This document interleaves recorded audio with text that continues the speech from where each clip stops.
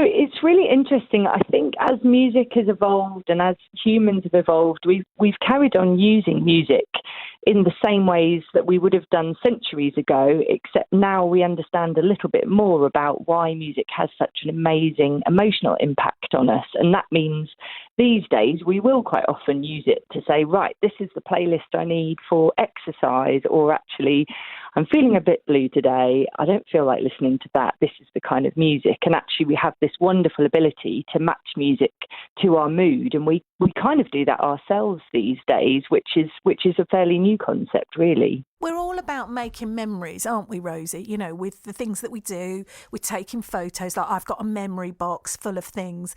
Now, you have launched the Song for Life card. Now, I'm very interested in this. Tell everybody about the Song for Life card. So the concept behind it really came from our collective experiences as music therapists. We're so lucky to be alongside people using music in the way and the work that we do. And particularly with those people who are perhaps in coma or who have a prolonged disorder of consciousness, or for those people that might be in late stage dementia, or just at a point of trouble in their health in their lives where communicating is no longer easy or possible. We've seen such amazing breakthroughs in the work we do as music therapists, often using live or improvised music. But actually what we really want to do, because not everybody has access to a music therapist at their time of need, we want to raise the awareness of just how powerful music can be, and by helping people recognise what are the most important songs in their life. That if you found yourself in a real time of need, what's the one song that a family member or a friend could play to you that might reach you during a time where you might not be able to communicate in the way that you usually do. Wow. Blimmin' heck. Now that's such a... Do you know, when I read this, I knew I was speaking to you, and I was trying to think, if I've been with my partner, John, and I talk about this a lot. Me and John have been together 30 years. We're not married. We're just, you know, we've managed to cling on to each other for 30 years. Yeah.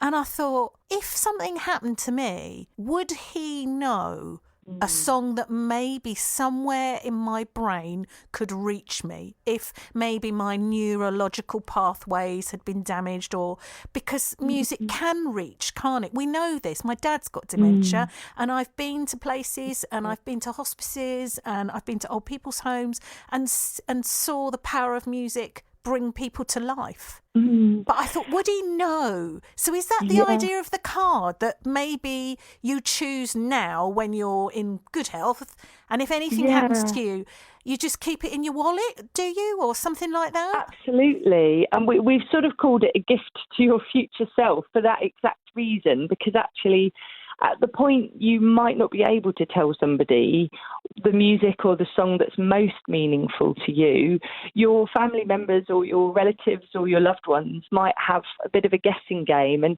we would say kind of in those situations, obviously, any music pretty much could be really positive for somebody.